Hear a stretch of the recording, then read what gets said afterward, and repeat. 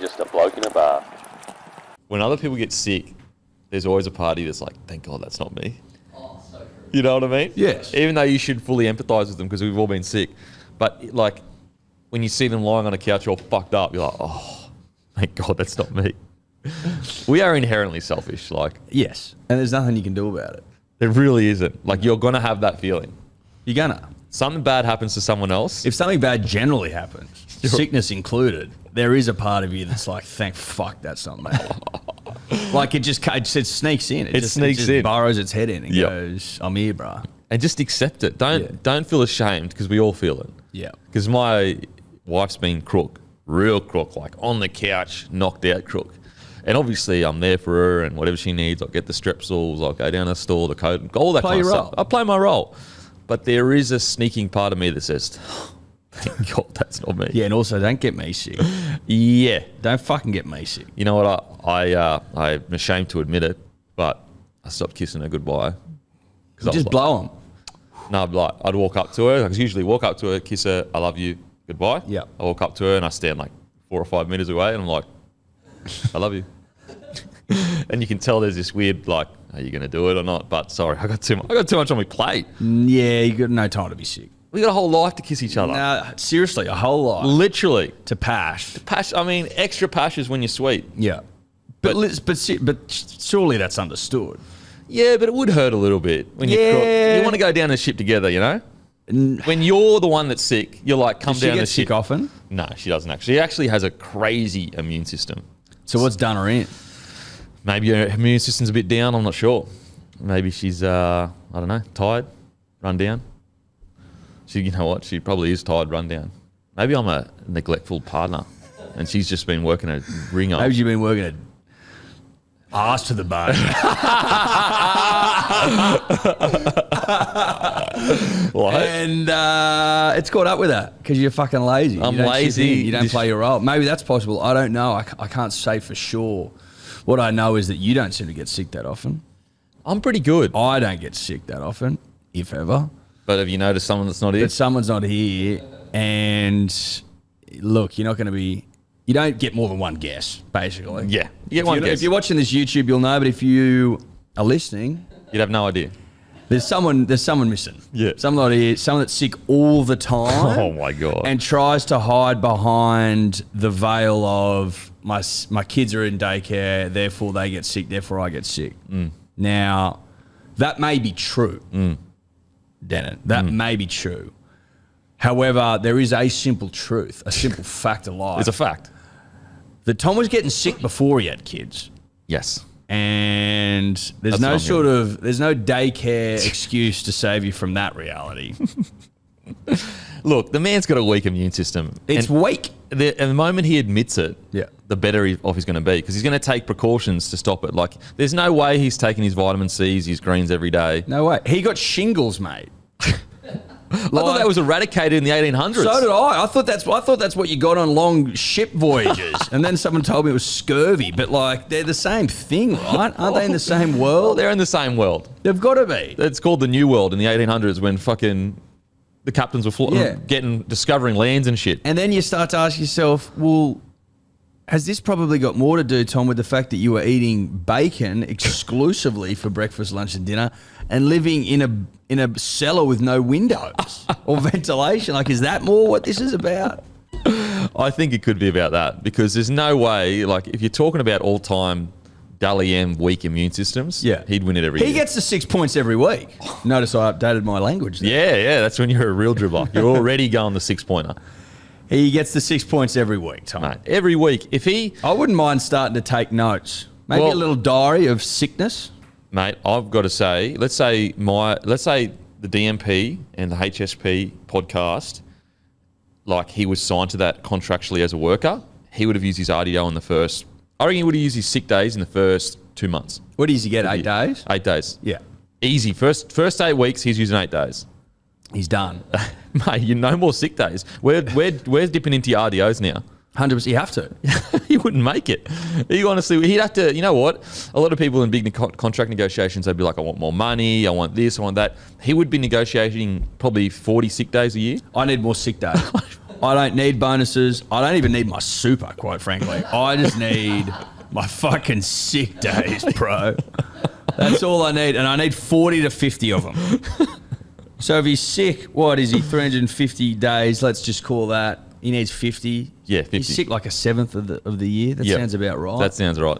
That sounds about right to me. Yeah. Maybe a bit high, but we'll go with a seventh just for argument's Be sake. conservative. Like he's our mate. Yeah. We'll be conservative. Yes. And like there's also like a scale of sickness, punters and dribblers. Like he can be shingles sick, or he can be like snotty nose, fucking weeping eyes, sick. Tommy said he's going to call. Did he? To clear up his side of the fake story. call. Okay. So let's see how we go here. The fake voice. Here we go. Yeah, mate. We're just talking about you.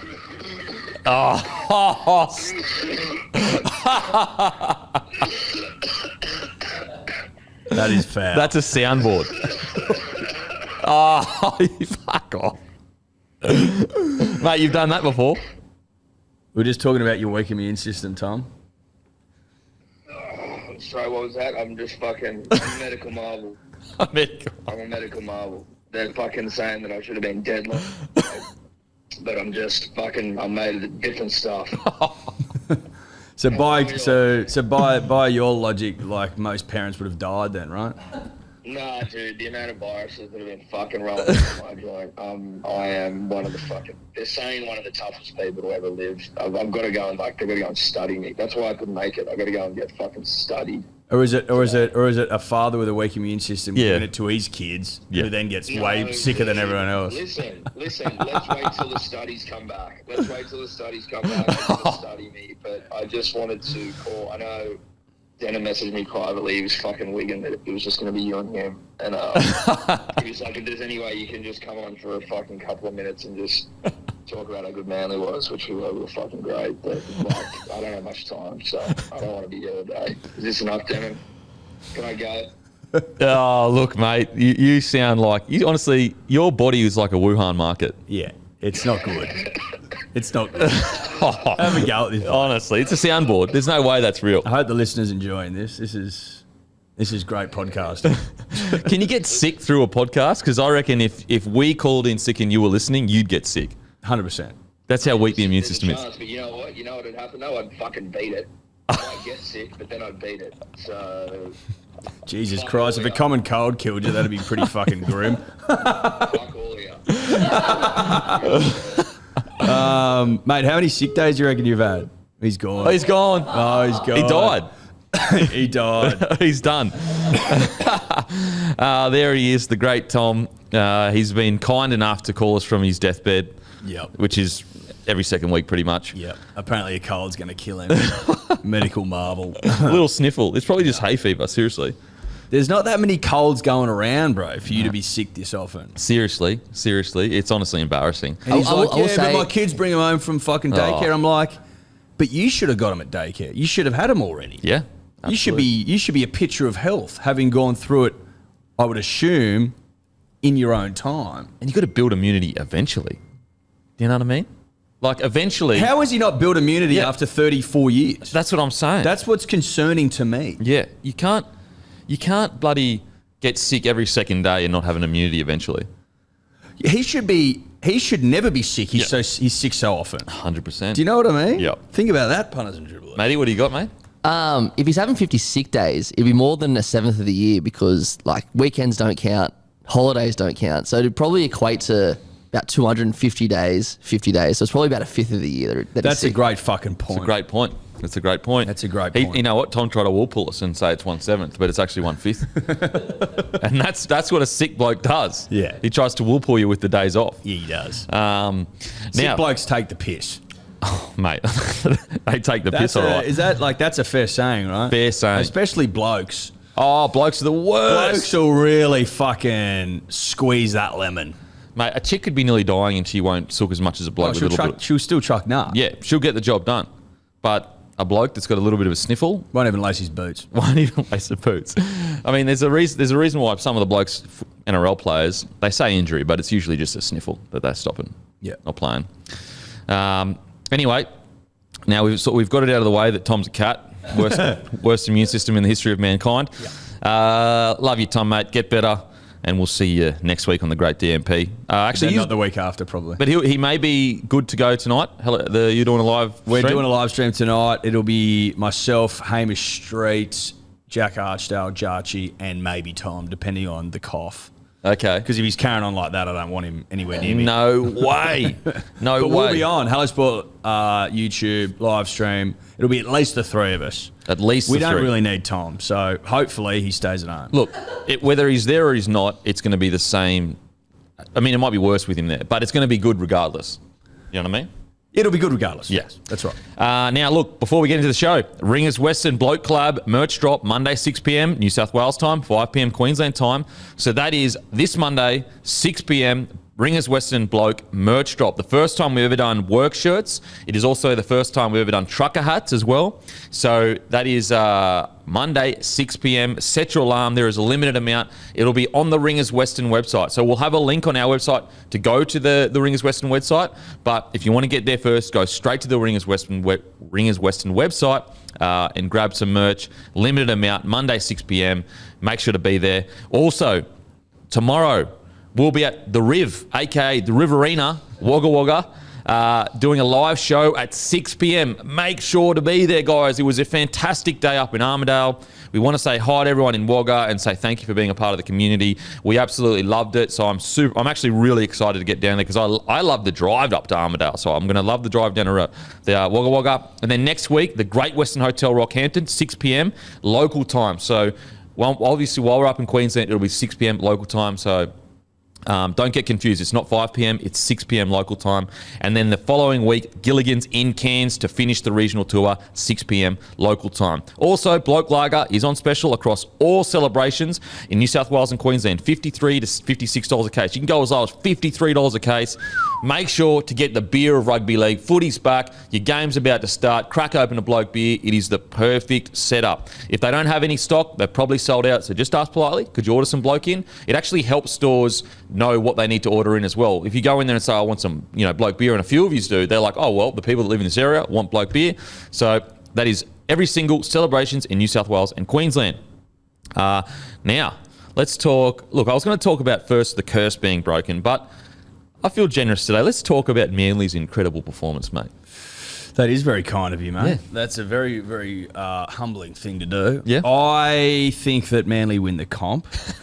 That's where I'll start. Okay. Obviously, we're top of the table. Yeah. Where we should be. Where a seagull belongs. Top of the table, looking over its fucking prey. It was a beautiful day of rugby league, Denon. The 3 p.m. time slot Saturday afternoon. Doesn't get much better. It was hot, but not... Listen, it was hot, but it wasn't like I can't be here hot. It was fucking... It almost brought us all together. Yeah, okay. You know? Where you can say to each other, fuck, it's hot. Fuck, it's hot. But fuck, this is hot rugby league. Like that sort of banter. Okay. Got in there on the hill. It was absolutely fucking heaving. Yep. Like It actually looked incredible. Like it was heaving, mate. Fuck, it's so unbelievable. Good. We were surrounded by like young goers on a bender, I'm pretty sure, who were getting into their chants, getting into their work. A lot of fun. And just saw a great performance by Manly. Just humped the fuck out of those Was dogs. it good to see the mantle being passed to young goers? You know what I mean? It's good to see young goers involved in the club. Yeah. You know? Getting amongst surround yourself with goers and you two shall go. We know that. Yeah. That's written into law. So seeing the next generation coming through, these bucks would have been 20, 21. Oh, it's something tear like to the eye kind of stuff. But they'd made up their own chants. Really? And they were like, no, this one. And then they'd fucking I rip like into that. them. So they'd either worked on them at the pub, they'd worked on them before the game. The bender that they're on. On the bender they were on the night before. Like, who the fuck knows? Yeah. But it was good for the soul. I'll give you that. I like the initiative. Just getting amongst it and creating your own stuff. Yeah. I mean, for too long, this nation's relied on Aussie, Aussie, Aussie, oi, oi, oi, which is more of an Australian chant, obviously, than a team-based one. So to see some young goers out there who were taking the initiative, like you said, to come up with motivating chants. Like, I feel like the chants probably had 12 points in them. Really? Something like that. 12-point chance. Yeah, I think they were 12-point chants. Do you reckon? Obviously, we put 31 on, but they're probably about, 6 to maybe 8 point. Have you had point Do you chance? reckon they have different point chants? Boys, we need a 4-point chant here, or we need an 8-point chant. Well, yeah. And then, there's a different chant for if we need a conversion, obviously. That's the Ruben Garrett kicks from the left, he kicks from the right, kicks them all night. Like, there's chants Yeah, okay. for different fucking elements of the game, Denon. But the boys were up and about so vocally, I think they probably, They buoyed the boys. 8 to 12 points. Yeah. Oh, they buoyed the boys. They buoyed the boys. Surrounded by real boys, and it's a great way to spend the afternoon, surrounded by boys. Brookvale looked absolutely divine. I love the shot. It honestly, it felt like I was bringing you back to the 90s where you looked at the hill there and they were like every now and then you'd see a bloke with his shirt off and it just looked old school. You know what I mean? Mate, there was the blokes near us had their shirts off. Yeah. I love that stuff. It was like a pure hill experience. Yeah, you need a bloke with a shirt off for a pure hill experience. It was fucking jammed, mate. It was a sellout. Yeah, of course. Some people whinging that Brookvale's not up to modern standards. That may be true, but you can't replace that sort of atmosphere. Oh, there's a gritty realness to it. You can't find that anywhere else, mate. There's a if you want to realness. go down to fucking Melbourne and all go into Marvel Stadium, MCG, and get your little fucking seat and get your little drink, sure, mate. But that sounds pretty fucking boring and generic to me. Yeah. Like, that's grey. Yeah. That's vanilla. Yeah. I'm looking for Neapolitan, baby. I want that good stuff. Yeah. Maybe some choc chip, maybe some cookies and cream. Some Denon. choc chip. So 2 chocks. Choc chip. Oh, I like that. You like that? Yeah, the choc chip. I don't know. So that's what Brookvale offers you. All Yeah. the flavours of life. You got scallywags on benders screaming out profanities. You got parents with their kids. You got old people. Yep. Young people. Girls, boys. It doesn't matter, It's mate. beautiful. It's beautiful. Like, listen, as if this wouldn't warm even the most icy of hearts, seeing kids sliding down the backside of the hill on yeah. bits of cardboard. Yeah. That brings you back, doesn't That's it? living right That's there. nostalgia.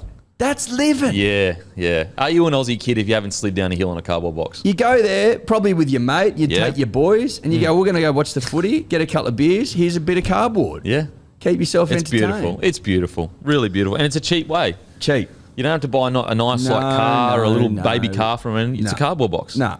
You just, you empty out your slab into the fridge of bloke, obviously. Yeah, obviously. You carve off a bit of cardboard. You go, there you are, bruh. Piece of piss. We should create bloke cardboard slides for Brookie. Rookie and other hills that you want to slide down. Or just hills generally. Yeah, hills generally. Like it'll work on any hill, Yeah. but the idea That's was the bloke created. promise. Yeah, that's the bloke promise. It'll work on any hill. Yeah, mate, it was beautiful stuff. Beautiful stuff. There's something about the suburban ground. I don't care that it's not up to scratch and, maybe a stand might fall down soon. Yeah. There's something real about it. It's pure. It is pure, it's true. You're sweating, you're smelling, but who gives it? There's beer flowing, there's cups everywhere. I loved it. People are sneaking in their own beers. It's all part of it. It's all part of it. It's good stuff. The club's making a massive loss because no one actually buys the beer from the place. But it's all part of rugby league. It's all part of rugby league. And PVL gets that. He gets He it. gets the importance of a suburban ground. Yeah. And I tell you what, for those that whinge and complain about them, if they were to go, they'd be the first to complain about it. Mate, 100%. Because it's like something would be missing. Something would be missing because it's so sort of territorial, Sydney. People from the beaches don't go to the east a whole lot. People from the Shire don't go to the west a whole lot. You know what I mean? Yeah. The Westies don't come into fucking the northern suburbs a whole lot. Like people sort of stick to where they live, right? And so if you had to travel just to two of the big grounds in the city, you'd lose something. You'd definitely lose something. And there's something good about, like, you go down to the footy and then you can just walk down to the bar after or the pub after. Yeah, go to the Lees Club, go to the Brookie Hotel. Beautiful stuff. Now, Tom Trbojevic, what was impressive about him, he was still in second gear. First to second. I don't even think he's got the third or fourth gear ready to go yet. And he's sweet. He was given the ball at one point. I can't remember by whom, and he there was an opportunity there to get to probably fourth, and he goes, nah, not cares? risking it. Yeah, and look, we're about to score 31 points anyway. Who gives a shit? He clearly had been given the advice from Bill Knowles. Yeah. that, listen, let's not get out of second gear today. Yeah. We can build up to fifth throughout the season, but the second gear worked today. And he'd just hang around the ruck, just probing. Just probing. A lot of probing. Fucky probe. He probed his ass off. Yeah. Mate, it was a famous win. Now, I will say, and I don't mean this disrespectfully at all, I mean this completely respectfully. Like, this is coming from the depths of my heart respectfully. Famous win, congratulations. And as I said on Instagram, but I do feel the Broncos win was more famous. It was. I appreciate that. It was more famous because, let's be honest... I don't appreciate what is about to come. No, but I don't. No. I don't think that anyone. Like, did people really expect the Bulldogs to be fucking amazing? I mean, there was some. Yeah, but you don't just bring in a couple of players and expect to just start winning games. Yeah, thoroughbreds need time. They need time, baby. And Manly, we're humming already. Like, we won 100K in the preseason, which is the same as what you get for winning the fucking minor premiership. So we essentially won the minor premiership. Think about that. But yours was more famous because the Broncos have to come down to Sydney, go to the defending champs, game one of the season, and lose. So the Panthers lost to the Bronx because of one simple reason, one simple truth. Yeah. Denon realised... finally, that the curse was real and took it upon himself to do something about it, which I have a huge amount of respect for. Look, I'm a man that can admit when maybe he should have taken advice earlier. I can admit that. Yeah. I'm not going to hold on to grudges and an ego saying that, no, it was just a coincidence. I see now the error of my ways. And I should have got the kid off earlier. I didn't think curses were real, but they clearly are. Curses are 100% real. Now, there's a lot of people out there in the internet universe, let's call it that were like, it wasn't like a movie, boys. Oh, listen, bruh. Tom and I have the ability to recognise a curse. we can eyeball a curse and go, that's a fucking curse. Working out how to break it is quite a different story. Now, we were under the illusion... that it was muesli bars, but it seems to me that it may well have been a protein-based sacrifice. Yeah, okay. Liver been on the high end of that scale. Highest end you can All get. we know is that the shirt needed to come off, tick, and that fucking some sort of protein needed to be pounded, tick. Mate. I think liver, that's like a bull to a red flag, right? For the content gods, they're like, fucking hell, guys with a shirt off with his liver, yes, thank you. The content gods rewarded us. They rewarded us. Now, the concern I have, though, is that a lot of people are asking me to get me kit off now all the time. Yeah. Does that recurse the situation? Like, where's the balance here? I think you need to give the people what they want for the time being. For the time being? Yeah. I don't see any curse-based issues there. Okay. I just see, a guy who's proud of the body he's created over the last 3 months, happy to get his kid off. That's what I see. Mate, I don't like getting my kid off. It is embarrassing. But I will give the people... Oh, well, no, I shouldn't say that because then more people are going to ask. You're gonna get asked for a while, but then these things... die down. They die down. Yeah, okay. They fizzle out, something else comes along. Just be appropriate with the space, The kid off chat can only be in appropriate spaces. Don't, in the middle of a shopping centre, ask me to take my kid off. No. Well, be in the right spot. Well, you'd be surprised. Well, I mean, it's going to happen, but you don't have to do it. Okay, yeah. Fair call. They're not the same thing. Yeah, You'll get asked to do fucked up shit. Yeah. I wouldn't be What's the weirdest that. thing? Was the weirdest thing ever what happened at Magic Round where that dude tried to go on the cubicle with Tom? Yes. Well, yeah, I've had that a couple of times, but that was pretty fucking weird. The guy he's hanging around. He wanted to see our cock and shit. And tried to come to the cubicle. That was pretty strange. And we're not talking about Tom's been doing a dump before and had like cameras go over the fucking store. No and way. Shit. Yeah, that's pretty weird. I just don't go out, man. That's pretty it's weird. Too scary. That doesn't happen often though. Like but it still happens. Yeah, or it's happened. There's a video of him doing a shit out there.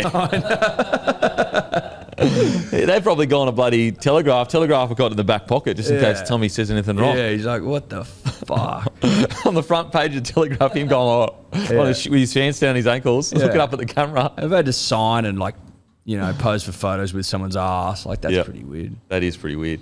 But look, ask is fine. I mean, I think if there's a cock, that's a bit like if I had to pose next to a cock, I wouldn't do that. I wouldn't sign a penis. No, I wouldn't sign it. I draw my line at ass. Yep. Yeah, I don't, because you can't really. No. No. No. Highly unlikely that I'll sign the penis. I wouldn't have to hold it and like. It'd have to be of consequence to get it done, to be honest. Oh, there'd need to be blood in it. There'd need to be blood in it, which is probably Which you don't want to be going near. No, I don't want to be going near your hard penis, man. Fucking hell. So just so everyone knows, arse is where we draw the line. Yeah. So listen, next time you're thinking about flopping it out, keep it in there. Don't be looking at me blooding her up. No,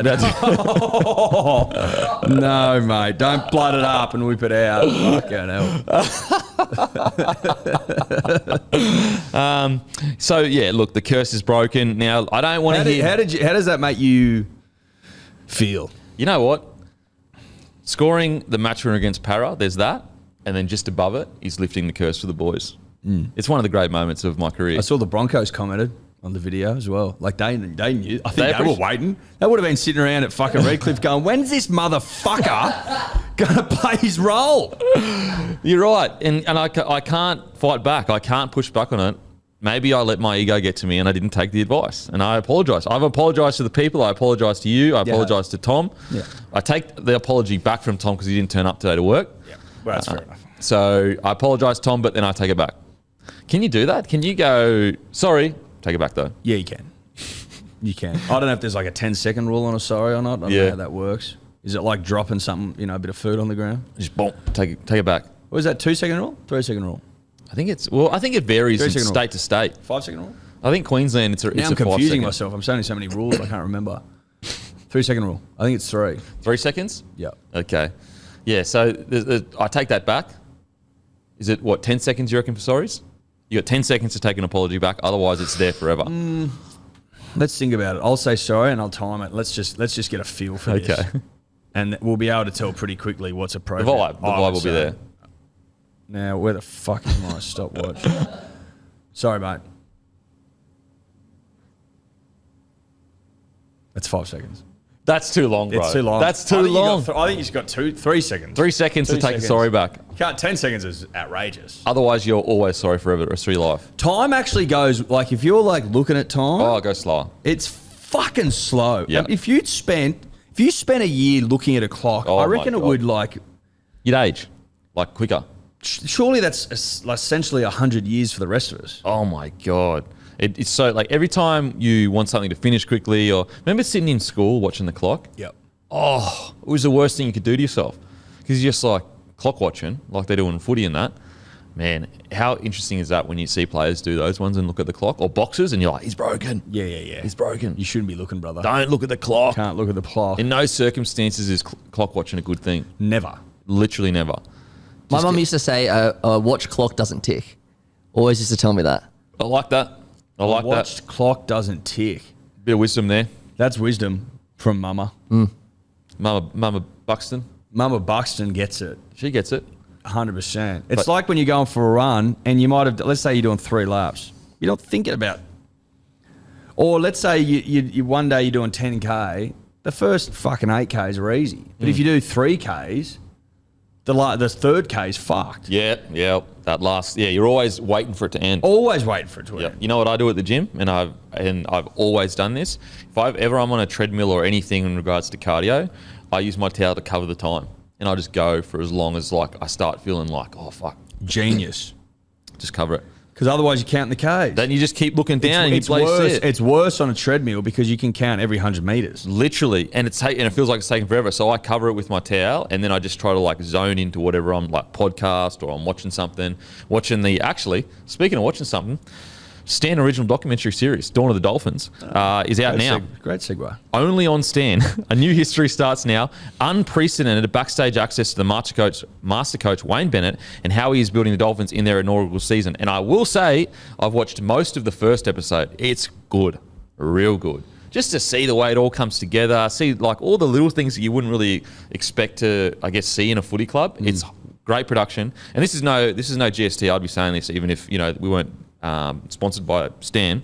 No, you're upstanding. You've got upstanding moral. You can trust me. Yep. You can trust me. You're very trustworthy. I was watching it literally on the treadmill 2 days ago. and it is a great documentary. Great documentary. So make sure to watch it. If you don't have a Stan account, sign up for a Stan account, download the app, watch it. You can watch it on your phone at any time. So if you're at the gym, if you've got cardio, I'm telling you right now, anyone that goes to the gym, get mini documentaries like this and watch them. It makes the cardio go way quicker. It's a great idea. Way quicker. It's a great idea. I've watched whole seasons on the treadmill. Whole seasons of stuff. Watching anything, that speeds time up, baby. Oh. It's like the opposite Yeah. of just staring at a clock. You just put a series on. Bro, you know the one... Thanks for coming. It's like those mega flights be going to Europe, like 24 hours. Like that. When you got a bunch of different movies lined up, and there's always some real like diamonds in the rough there as well, where you go, I've always been thinking about watching this, but I haven't. Then you watch it, and like, that was great. Fucking oath. It was great. What's the time for you when time has gone? Oh, so make sure on Stan, download the app, make an account, watch Dawn of the Dolphins. It is out right now and is absolutely fantastic. I cannot wait to watch the rest of it. What's a time where time has literally just flown for you? So there was one time in my life where I would have been like 14, 15, and obviously I love video games growing up. On my computer, would have been on a weekend. Anyway, so I'm just sitting there, I'm playing this video game, and it's my favorite video game of all time. Loving it, enjoying it. Anyway, sitting there playing it, and then the door opens to the study, and it's my dad, and behind him, the sun's up. And that was the craziest time of my life where I was like, what the hell has happened? And so I lied to Dad. He's like, what are you doing? I was like, oh, no, I just couldn't sleep. So I did the whole Porky Pies and said that I got up early, but I did the whole night without knowing that it was up. Yeah. Mate, I don't want to sound like a sicko, but like benders. Yeah. Boom. Yeah, Gonskis. It's like when you're at a festival and you're enjoying yourself. It'll be 9 p.m. and then it'll be 5 a.m. like that. Yeah. It'll get you. Gone. It'll get you. And you're thinking like, because I think it's because you're so in the zone that you're not thinking, you know what I mean? You're not taking anything in. You're just zoning it. Weddings go quickly as well. Yes. Get there in the arvo and then bang, you're on the bus home. 100%. And anything fun.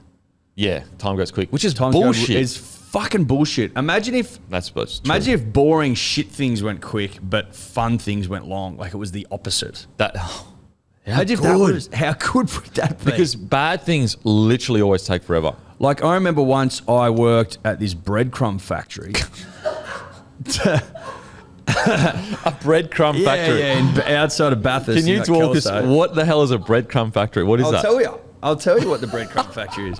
Yeah, I did. There was like they had fucking shelves of bread, like on wheels, like you could wheel it around, like trolleys of bread stacked up high, and then there was a conveyor belt, and you had to put the bread on the conveyor belt. The bread would go up, and then into this like fucking mincer, but for bread. I don't know, like a breadcrumb mincer. And it would spit out breadcrumbs, and then they'd bag them up and they'd put them on trucks and off they'd go. Right? And looking back on it now, I was hoodwinked by the manager who told me that if the bread wasn't all touching on the conveyor belt, then it would fuck out the machine, but it would just be a productivity thing. Okay. Like fucking, yeah. Let's tell this cunt that if he doesn't do his job, that it'll break the whole machine. It costs like $7 million. You got to do your job. Yeah. They just wanted to be more efficient. I did the 6 p.m. to 6 a.m. slot.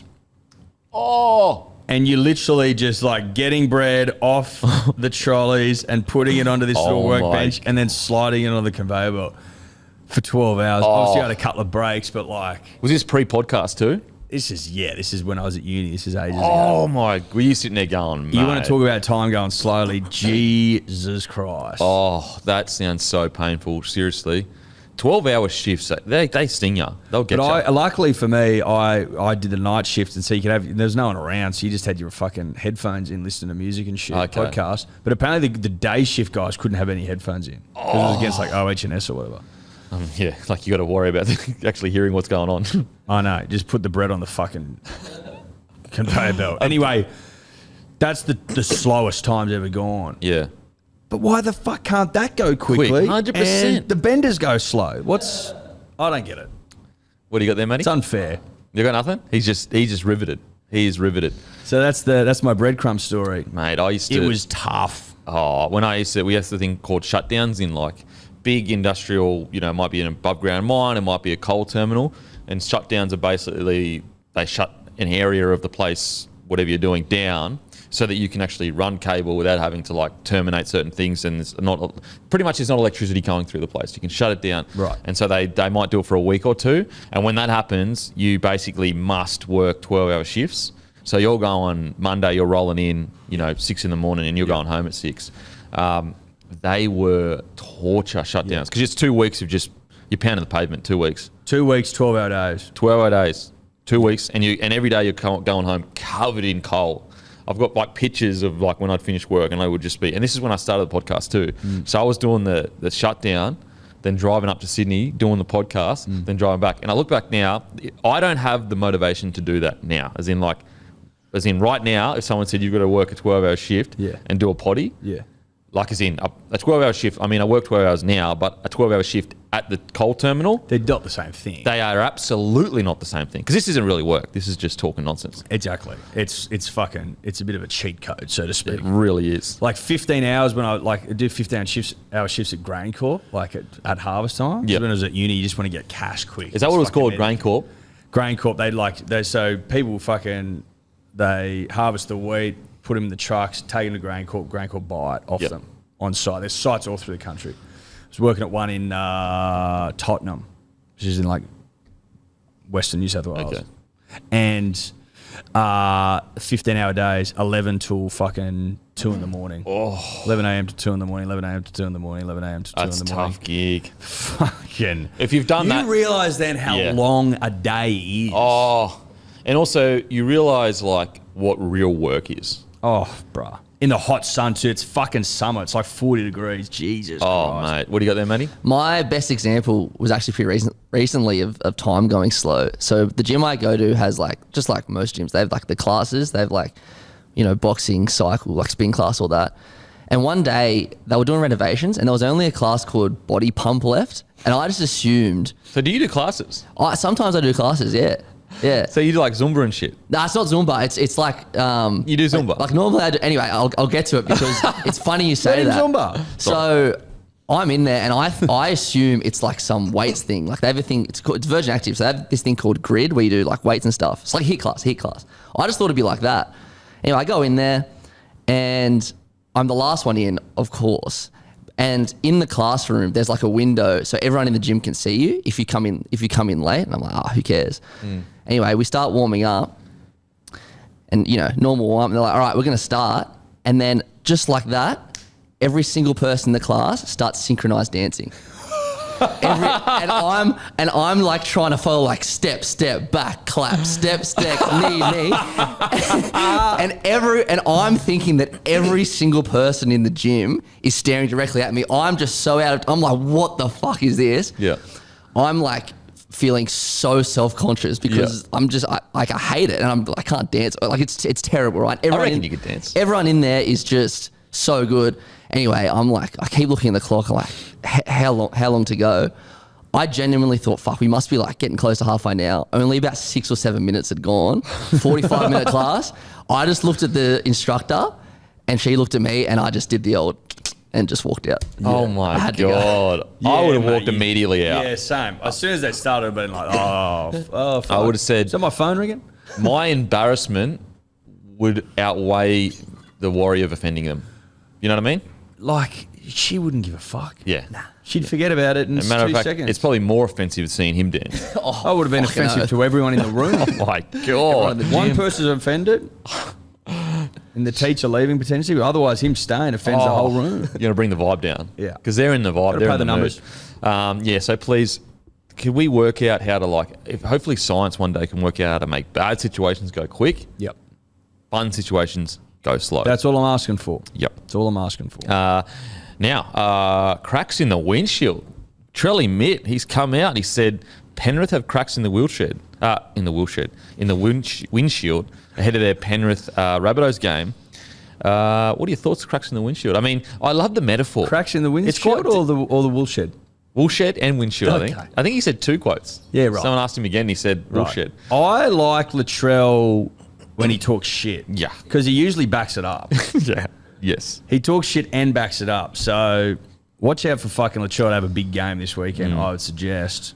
I think the metaphor's quite deep. I like it. A cracked windshield because it can get worse if you don't take care of it. I think it's a great metaphor from Chell Mitt. Who would have thought? He's thought about that. Listen, this is what happens when you've won 2 comps in a row, you've been in 3 grand finals. Like, any little, tiny little thing, people are just going to fucking pile onto. So, obviously, if you lose to the Broncos, obviously that was a curse-related loss. Yeah. And then you got the weak gutted dog and Luai getting into it on the sideline after the game. Like, the media's going to pick that up. And Trelly Mitt, smart enough to go, here's my opportunity to just rib him a bit. Yeah. And Charlie Mitt's sitting there going, usually it's me getting smashed in the media. Yeah. Now it's your turn. The concern potentially is that do you want to rib a sleeping giant? Yeah. I mean, I will say, though, Charlie Mitt, he'll rib sleeping giant or little baby puppy. He does not care. No, he doesn't give a fuck. And he'll go out there and play a goddamn hot game. But I'm just speaking generally, Yeah, right? for sure. Those motherfuckers will be taking this as ammo. Like, this is perfect for Ivan Cleary. He's like, there you go. Yeah. There's your fodder. Boom. What are you going to do about it, boys? Instead of having to create narratives every week, he's like, well, there is one now. Yeah, I mean, coaches must be almost short story writers because the narratives they've got to create every single week would be Every single week. here's a new narrative. What was Here's a their new one narrative. last year? They did some sort of Top Gun. Top Gun. reference. Have you seen the doco? All the way on No, 9. I haven't It's on finished 9 now. Oh man, it's so fucking good. And James Fisher Harris is the scariest man on the planet. Which we knew anyway. Bro, they're talking about like D, and it was like training, and it was like something like along the lines of he said something like, when there's a 3 in the tackle, look for flesh, because if you're not trying to hurt someone, you're not doing your job. Something, and you're just going, Oh my God. wow. Yeah, like you got to be. That's a different motherfucker right there. I'm not cut from that cloth. My natural instinct is not to look for flesh. You know what I mean? Mate, have you seen it, Matty? I haven't seen it yet. It's My instinct if there was 3 in the tackle would be I don't have to do as much. yeah, just get back in the line. I get to rest. Exactly. Boys take care of it. Exactly. He's right. looking for areas to just go, yep, there's the target. Yeah. Boom. Boom. But yeah, he is one of the scariest men alive.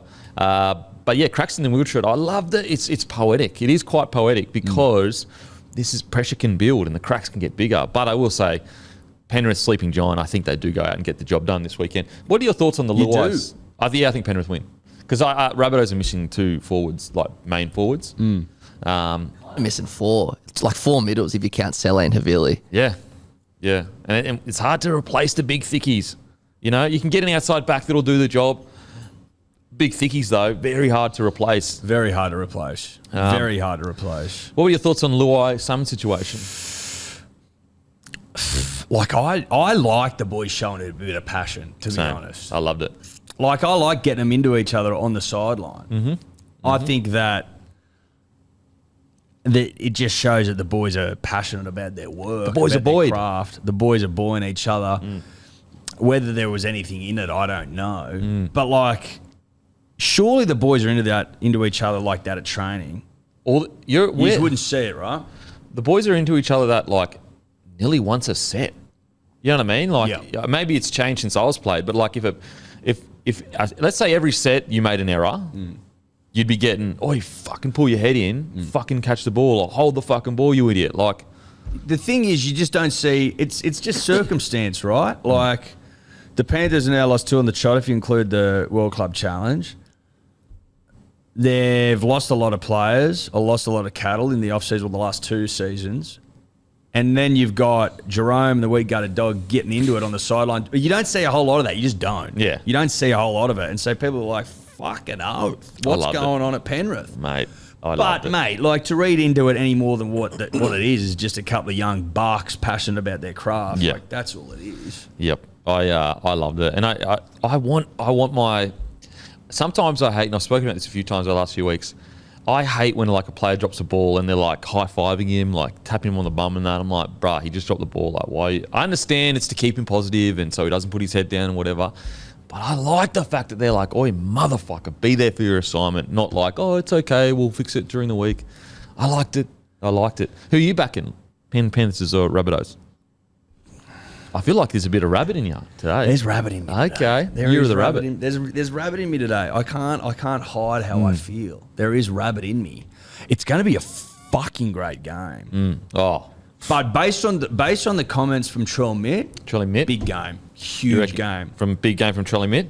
A couple of TAs, maybe a T himself, and I think they win in a tight one.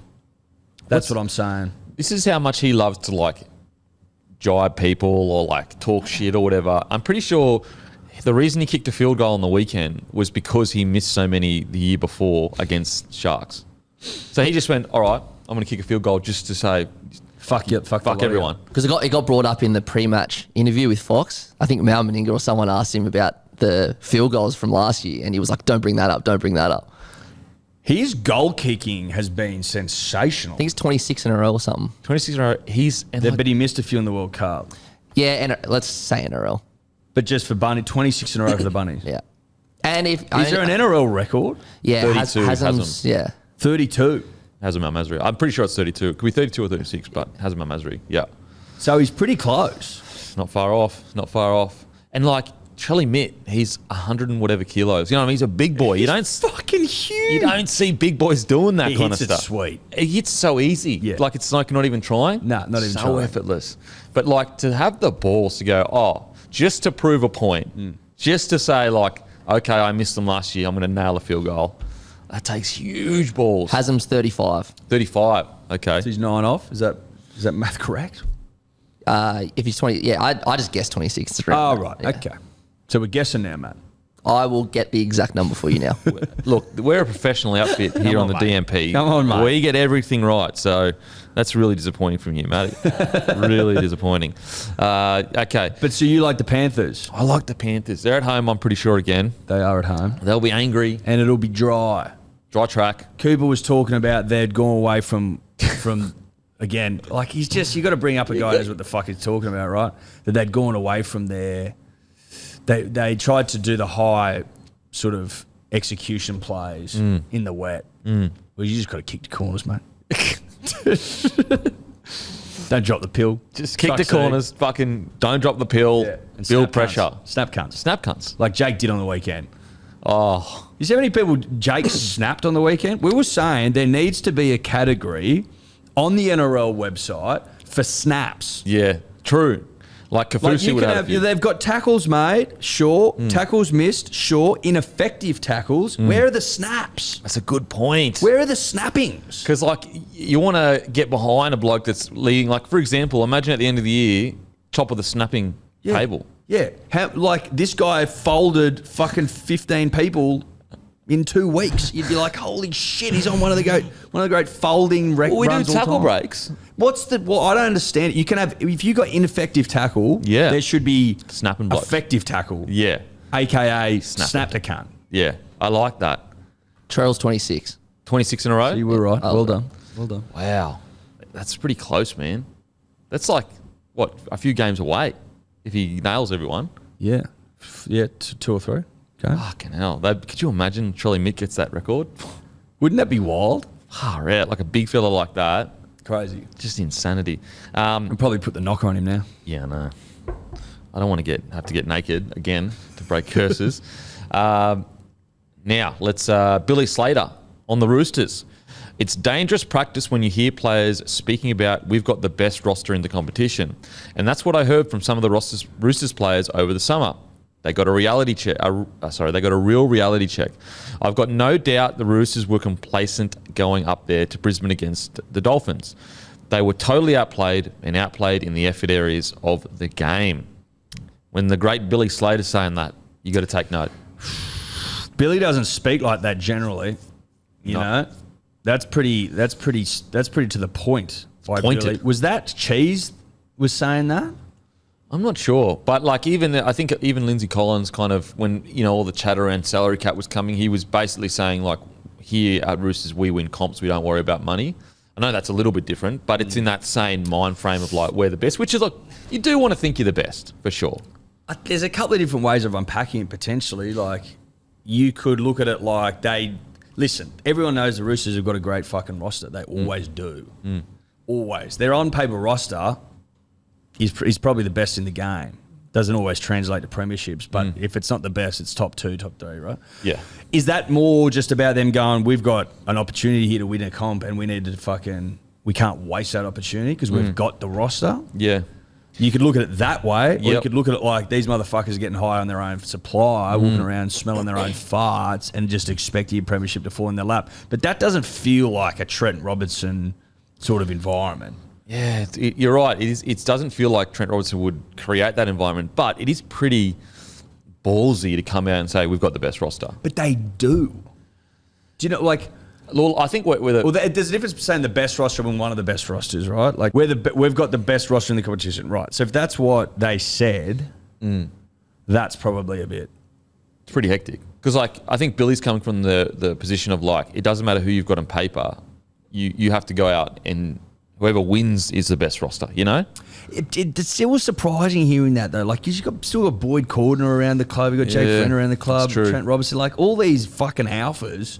That would stop that kind of mindset. Is Orbo still there? Like still? Yeah, I'm pretty sure it'd still be around the joint. You would expect. Yeah. I just feel like it is sort of weird language, right? And then when they went up to Brisbane on the weekend and got absolutely spanked and played like shit, like they were awful. It was surprising. It was like they had like 60% completion rate or something like that. It was like shocking because I kept watching the game going, they're going to kick into gear. You know what I mean? Oh, the Roosters will kick into gear. But they just never seemed to kick into gear, and they didn't really seem like they had... Like, for example, when Cooper Cronk was playing there, they had direction. Like, whenever the chips were down or whatever, he would take control of the team, and that's where they're going. Whereas on the weekend, it was like, is it Teddy? Is it Kiri? Or sometimes, like, they've got too many guns. Like, who do you choose to... Too many chefs in the kitchen? Is that too many cooks in the kitchen? Well... if they didn't go on the run last year that they went on, you could say that. But they went on this crazy run, so you're like, well, clearly they can make it work because they did it last year, you know? I've always found it strange how teams that are basically the same can go, obviously they go to the World Cup and, they have an off-season, but then they come back together. The club's pretty similar. Like the team's pretty much what it was last year. How you can then be so far off the pace again. Yeah, and like need to rebuild the way you play when you've already been together for so long. You think I would think, and obviously it's not the case, but it just feels intuitive to say that you can sort of flow on from where you got look at the last Cowboys. season as a side. Do you see the Cowboys first half? It was fucking phenomenal. Phenomenal. Even the Sharkies first half was pretty good. Sharks first half was good, but the second half obviously fell off a cliff. But at least you saw evidence of them, putting together. Whereas like Roosters, the whole game just didn't look like the Roosters that we know. Like no, just and the defensive effort was usually like Kafusi lets you run around the park and snapped everyone, and everyone just fucking. They almost like went into their shell, like timid almost. Yeah, it was a strange game, especially like considering like the Dolphins had never played before in an NRL game. Never. Like they were given 12 months to build a side, and those blokes had only literally had a preseason together. That's it. That's it, because they were all at other clubs last year. Yeah. Then they come in and then they beat the. That's what I'm not getting as well. You can get that sort of that camaraderie after 4 months, but then the Roosters again, who's had the same side for the last year or two, didn't. Yeah, it is interesting. That's something I spoke about on Monday podcast. Is like the strange thing with the Roosters is. Yes, they're notoriously slow starters, but they've pretty much had this core together for a few years now. 100% they have. So it's like, how many times do they have to come into a new year and have to reset? It's almost like, Roosters are really slow starters, as if they're starting from zero. It's like, well, that's not the case. Yeah, how is that the fucking case? Yeah. I mean, you've gone out and bought one of the best hookers in the game. Like Dally M hooker. Is that some sort of like handicap for you? You know what I mean? It just doesn't make sense to me, mate. No, you're right. We didn't have Joey Manu. Well, so what? You had Suoliti, you had Tedesco. You got Suoliti, Tedesco. Fucking hell, what's going on? Kiri, Walker, Lodge, Radley. Yeah. Like crazy Collins. team. Not bad. Not bad. So it'll be interesting. Look, I do think if there's one team in the comp that could just go on a crazy run, it's the Roosters because of their roster. But you don't want to. What I'd say to that is, I think that you could probably argue that the Roosters last season, who went on the crazy run to make the 8, used up all their energy. And And then they get to the first round in that semi-final against South, who dragged them down into like a fucking shit show, and they all got penalised. But that's what the Bunnies wanted, and then bang, you're out. Like those late season runs just to make the 8, I don't think you can kick on and then win a final series that way. It's a good point. And also, if they had have started strongly, they would have been in the top 4 and had 2 cracks at 100%. 100%. Do you got the quote there, Matty, or? I literally can't find it anywhere. Yeah, okay. There you I go. mean, I don't think Billy would bloody make it up. No, so. no. We're not saying that. Yeah. Not about Billy. But like history tells you that it's very fucking difficult to win the comp outside the top 4. Well, it's only happened like once in the last fucking 20 years or something. Bulldogs did it in like 96 or something. Yeah, well, since they've changed the final you're going series, back a fair way. Yeah. since they changed the final series to 1 versus 4, I'm pretty sure it hasn't been done, which has been the last 15 years or so. Wow. Or maybe 10 years. So this idea... Well, it hasn't been done since, I don't think it's been done since the Bulldogs. Since 04, yeah, there you go. So 96. Oh, 96 is it? Yeah, there you go. So Pretty sure. So this idea that like, oh, it's okay, they're starting slow. It's like, well, it's not okay. It's actually not okay. It's not okay, and I mean that's even more concerning for the Roosters because like how many years are they going to start slow? Look, I will say though, in their defence, they were smashed with injuries the last 2 years ago. They were annihilated with injuries, like they had fucking so many people out. So in their defence, you could probably rub that year out. No, again, I'm not saying like it. Yeah, there's going to be a fuckload of different impacts on the side throughout a season that can prevent you from winning a comp. Yeah. I'm just looking at it from, you've got some injuries at the moment, but you've got a fucking star-studded side who's been together for a couple of years, and this slow starting thing, I'm just not really getting it. Yeah, no, it's fair. It's fair. You don't like no one goes out there and goes, it's okay, we lost a couple of games. Like, you know what I mean? You're going out there to win. Yeah. Okay, what do you got? you guys won in 96. Was it 95? 95 doggies won, so it might have been there. 95. Okay, 95. Now, store shout-outs. Tacking Point Tavern, Port Macquarie. Gary in the Bottle Shop, selling both Bloke Lager and Bloke Midi for 52 a carton. Wow. Gary has said Midi is flying off the shelves at the moment. So get into Tacking Point Tavern in Port Macquarie. And then Celebrations Tamworth, running a Country Bloke shirt promo. Buy a 6-pack or case for your chance to win a Country Bloke t-shirt. That's Celebrations Tamworth. Jason Taumalolo has come out and said he wants to play for Queensland. It would be awesome to play for Tonga and for Queensland. Origin is the best arena with the best names. What do you reckon? Pretty good to see him play. Could you Would imagine be him good for the state of New South Wales, obviously. I think that goes without saying. But, mate, I'd like to see him ripping in Origin, yeah, I would. Be interesting, eh? Like, I wonder, because Vlandis has come out and said, you know, we're looking at it, we may or may not change the rules. I think we just need to fucking bite the bullet and get on with it, right?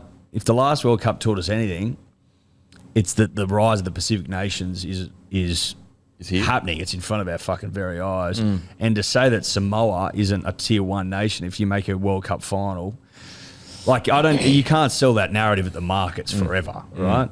It's just easier, in my opinion, to go, do you satisfy the state-based eligibility rules, which is where you hear it, was it 13?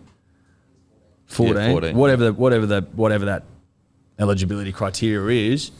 And if you want to play for your nation of heritage in a World Cup, say, go for gold. Yeah, I'm so torn on this one. I'm so torn.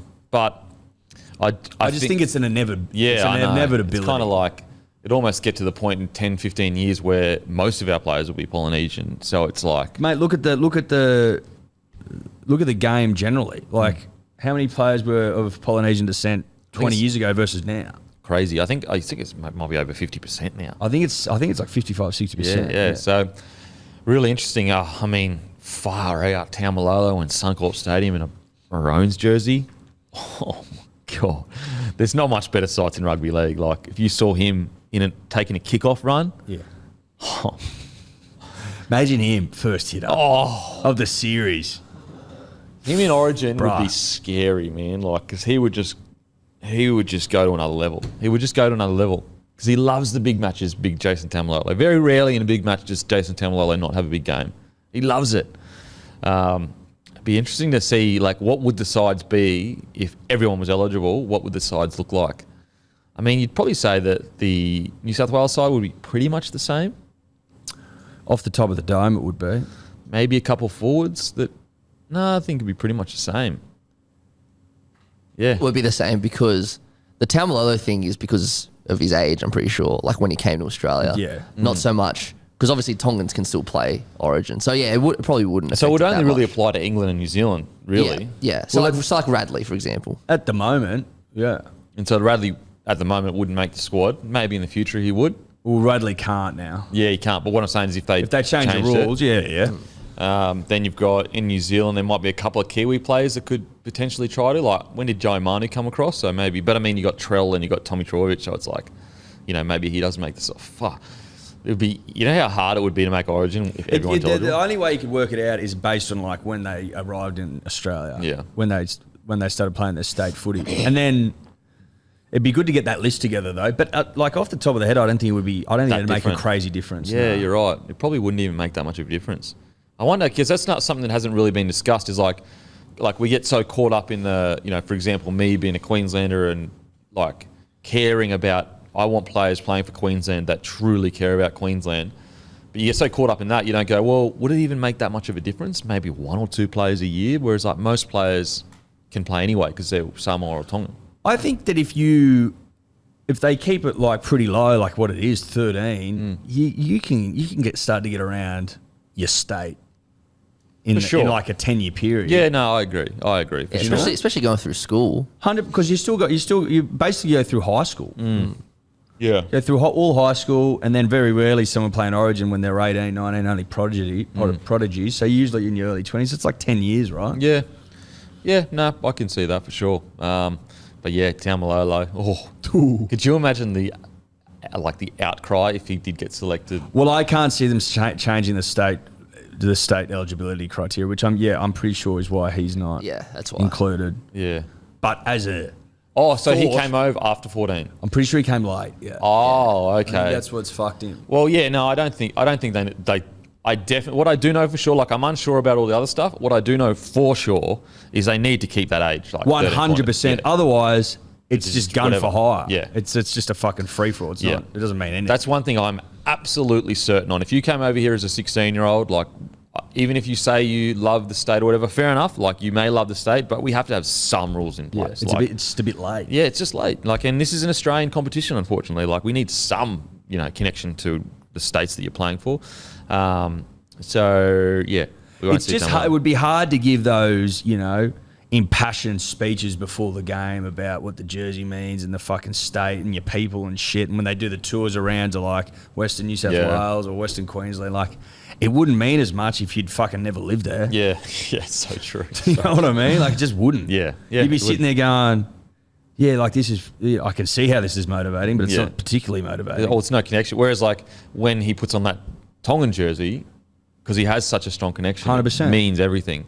And the difference there, just to clarify, is that like he's got Tongan blood flowing through his veins, whereas even if he hasn't lived there for a long time, whereas the estate thing's more about like where you live. Yeah, for sure. And it's like with the you don't have Queensland blood so in to it. speak. Yeah, and you've got Tongan culture also, like strong culture being passed through. What do you got there, Matty?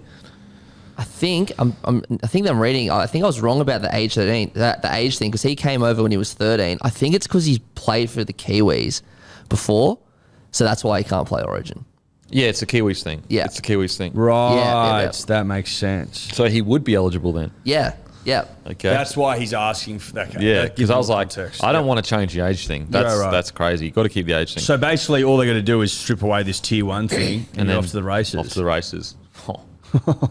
Now, Benny Hunt's statement about the wooden spoon. We're not getting the wooden spoon. I don't care who says it. We're not getting it. We're a lot better than that.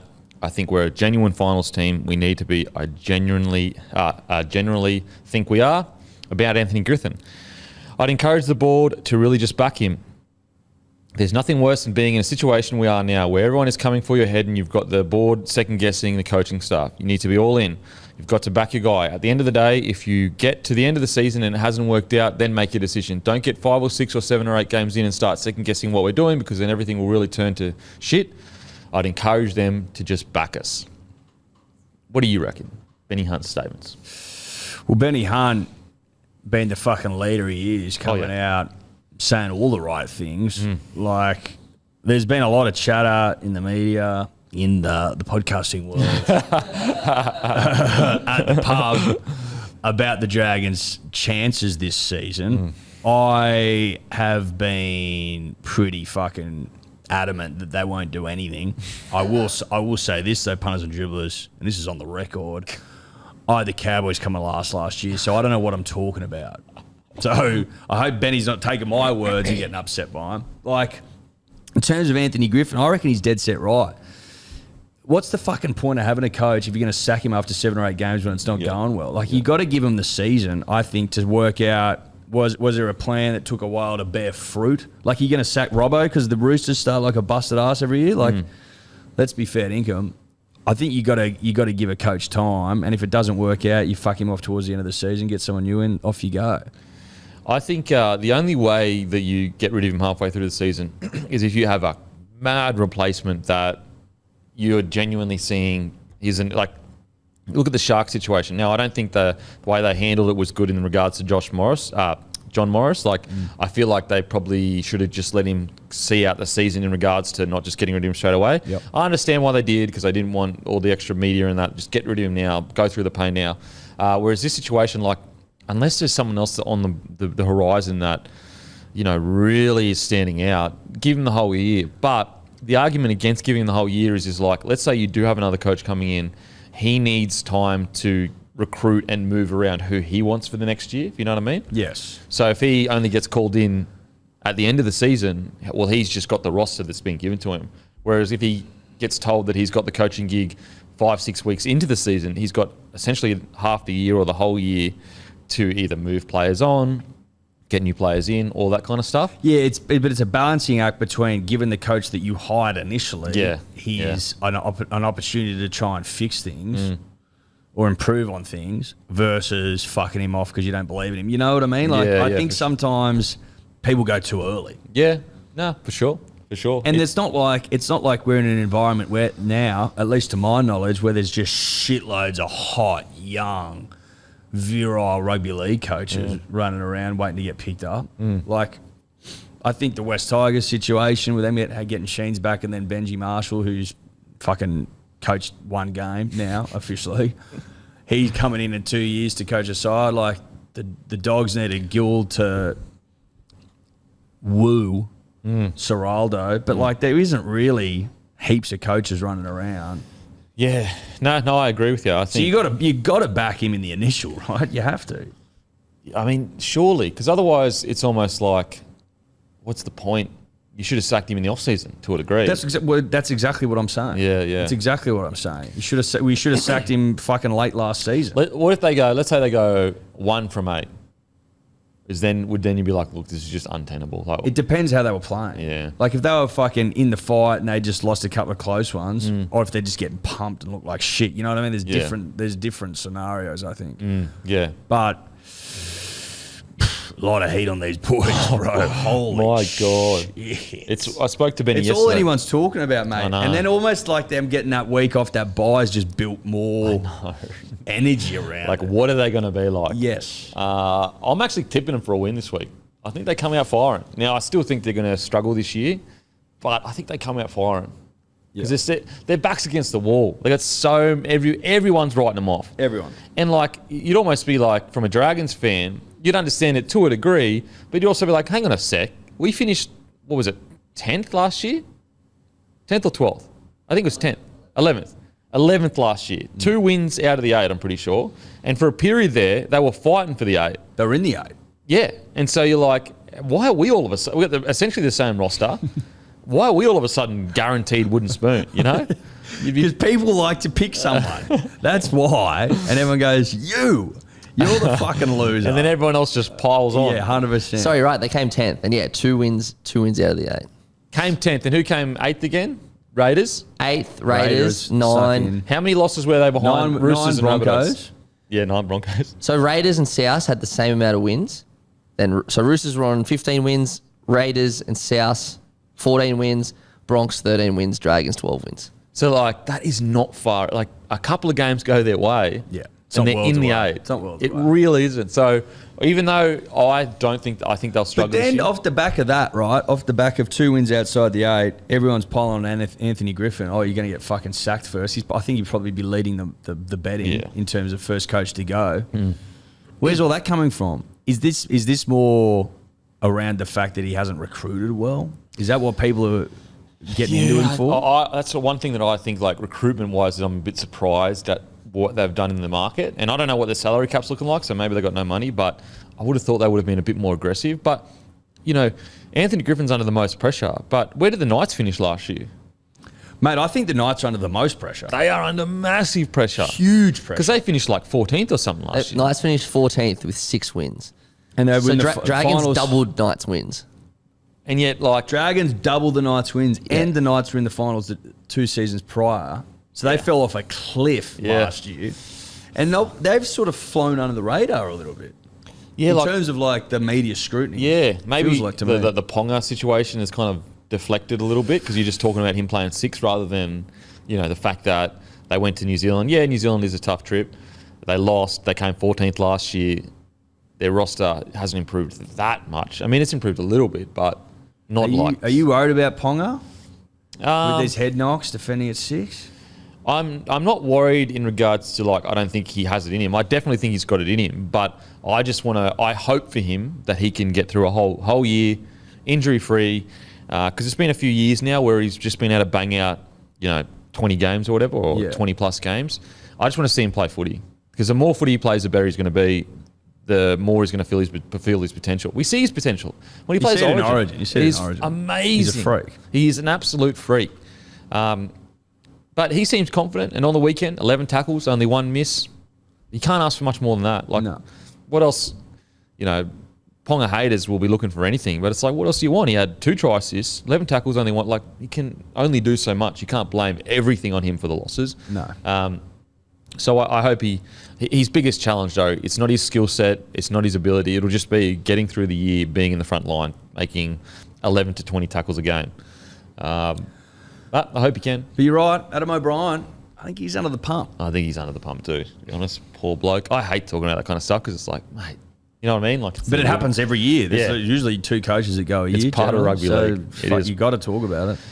Store shout-outs. Royal Hotel Orange, ranging both lager and bloke midi. Currently the only bottle shop in Orange ranging bloke midi. So the lager, $20 per 6-pack, midi, $18 a 6-pack. So if you want to try a midi, which people are absolutely loving, go to Royal Hotel in Orange because they're the only people that have it.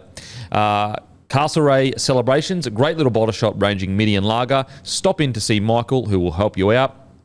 Rathmines Celebrations, Chad, the owner, selling both lager and bloke midi for very good prices. Great community bottle shop, so get in and support these guys. That's Rathmines Celebrations. And Penrith Supercellers, brand new stockist in the heart of Penrith. Great bottle shop, now selling bloke lager for a very competitive price. That is Penrith Supercellers. We don't have many shops out in Penrith, so get to Penrith Supercellers and give bloke beer a try. What were your thoughts on Wade Graham getting 4 weeks for a reckless high tackle? First of all, I fucking love the tackle. I just did. I loved it. I was saying it put hairs on my chest. You know what I mean? Like didn't look like this. It was looking like this. It was like that, and then it went to this. Off the back of that Wade Graham tackle, just trying to inspire his man. Oh, inspire the troops. He was going for a snap start. Oh, I don't think it was 4 weeks. I think 4 weeks is over the top. 4 weeks is tough.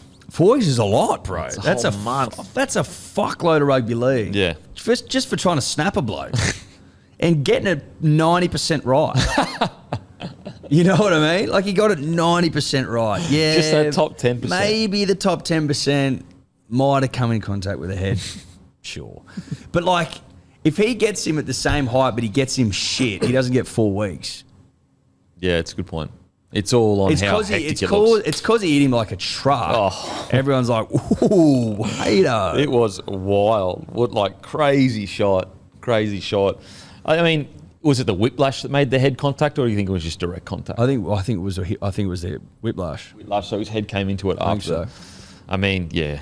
4 weeks is pretty tough. I'm not sure if it's... He catches him here, right? And then his head comes into it. It's one of those things where nowadays you've just got to go super low. If you're going to shoot, like do what Kafusi did. Yeah. Just, you got to bend your back and go through the middle. And I guess that's what the NRL Trying to push. He's trying to push, right? Going, listen, understand that there was no intent and that you got him 90% right, but they just want him going lower on those big shots. Yeah. Those ones where you jam out of the line and just look to snap blokes in half. You just got to get him around the sternum, I think, mate. Oh, oof, mate, that was crazy, that shot, seriously. I reckon I'd snap in half Oh, if Wade got me like that. mate, seriously. I'd be in hospital. All my ribs would be broken. I'd be a mess. Such a big shot. Imagine the impact on the ground hearing it, how big it would have been. Oh, imagine being next to him. Oh, my Watching God. it happen. Holy And didn't fuck. the guy that got tackled, he got straight back up, didn't he? Play the ball. It's impressive. That's a tough man. That is a tough man. I would literally still be knocked out on Shark Park Yeah. right now. We'd be buried there. Yeah, literally. They said, guys, he's done. Fuck it. Yeah. Just pick her up, chuck her in. Yeah. See you You're later. up. You're up. The shame is that I think I'm just guessing. I'm thinking this is why he fought it. He's on 278 games. This might be his last year. I think he's looking at 300. So this orbit, unless he plays every game, Does this fuck him? yeah. If he retires this year, unless the Sharks make the GF and he plays every single game, I'm pretty sure. I think that'll get him to 300. But it's looking hard now. Wow. That's devastating. Can you 'Cause just- I was actually only thinking about him getting 300 games the other day because he was on NRL 360, I think, and it flashed up with how many games he'd played. I'm like, oh, the big fella's pretty close. Can you just offload it? If he gets to like 295, can the NRL just go, oh, look, we found 5 games. We found 5 games. Yeah, it was actually an error in our counting. We counted a couple of New South Wales Cup ones. Yeah. Oh, could you throw your Origin in? You should be able to throw your Origin games in. You should be able to. Surely you should be able to substitute your Origin games in. How many Origins would he have played? 7? Oh, mate, fair few. At least 10, I reckon. He's been around for a while.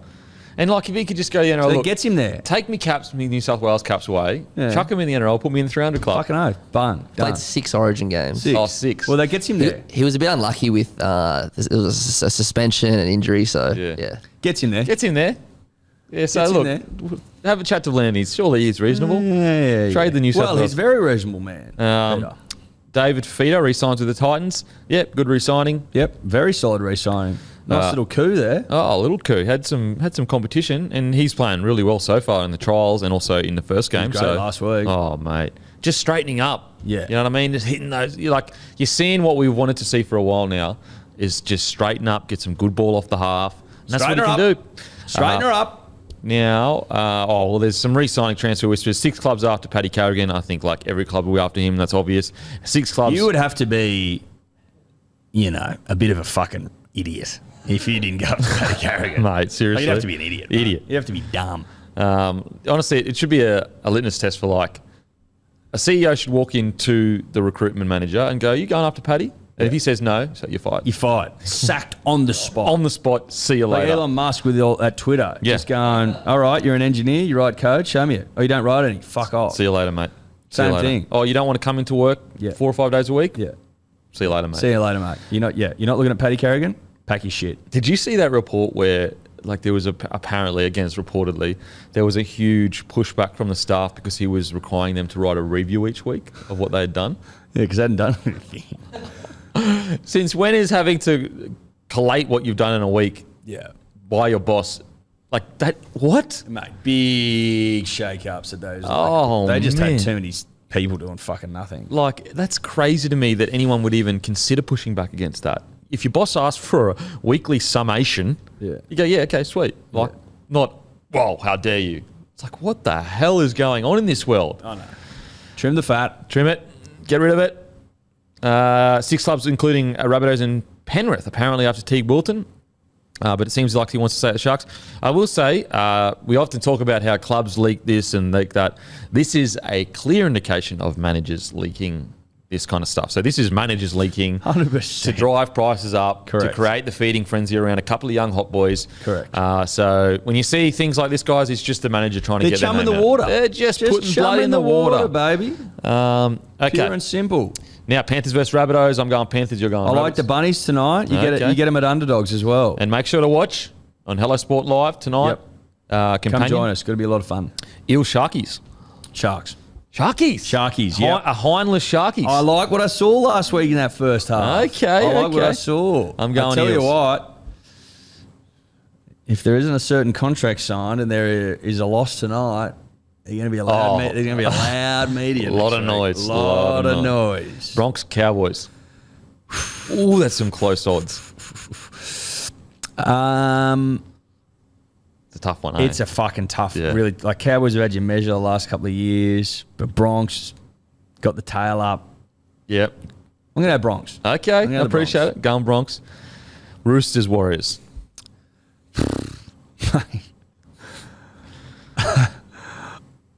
I'm going to have to go Roosters, but I don't think they blow them out of the water. Yeah, okay. I think it's a grind. I think it's a grind. Okay, yeah, I'm going Roosters. Dolphins, Raiders. Dolphins. Going Dolphins? You're on the fin. I did. Obviously, I'm a patinist. You know that. I'm an amateur patinist. I did a little bit of my own fucking research this week, punters and dribblers. Okay. Went back through the annals of history. Yeah. Every time that Wayne Bennett has gone to a new club or returned to an old one, but in his return season or first season at each club, he's never lost a round 2 game. He's 5 from 5, and then there's a bye, so that's 6. He's 5 from 5. Wow, that's some great patternry. Yeah. That's one of your good. That's one of your best. You actually went. Fucking oath on it. That's real dribbler stuff. I love it. Shit. I like that. I like that's just that. a little inside scoop. I was going to go Raiders, but after hearing that, jeez. Storm Doggies. Storm at home. Storm at home. Storm at home, yeah. They're going to be real horny at home. Yeah. Tigers, Knights. Tigers, I think. I'm going Knights. Dragons, Titans. Mate, there's a couple of fucking flips of a coin. So Papa Foreign, I don't think playing. Yeah, I don't that's the oil I'm getting. Out for 2 to 3 weeks potentially. News on that's changing every 5 minutes. Yeah, apparently it it's is. a cork, and then it's his PCL. I'm going to assume he's not playing, and I'm going to take the Dragons. Yeah, I'm going to. If he's playing, they've got a very good round 1 at home record. I just think they've got so much going against them. They're going to get up for it. They've got every reason to get up for it, and they're led by the great Benny Hunt. So I think Benny gets the 6 points. Yeah, I'm going Dragons. Yeah, gets the 6 points. Yeah, I think he gets the 6 points. Yeah, you can tell who really loves rugby league by who says the 6 points. When you said it, because I was like, 6 points. What the fuck, mate? That is us done and dusted. Make sure to be there tomorrow night. We will be at the Riverina in Wagga Wagga. And also on Monday, 6 p.m, Bloke, Ringers Western, merch dropping. And also, thanks to Ringers Western for powering the regional tour. You got anything on, mate? We're all good? Mate, all good. Just a live stream tonight, baby. Live stream tonight on the Hello Sport YouTube. Make sure to go and subscribe. And as usual, I'll go and fuck myself. Thank you.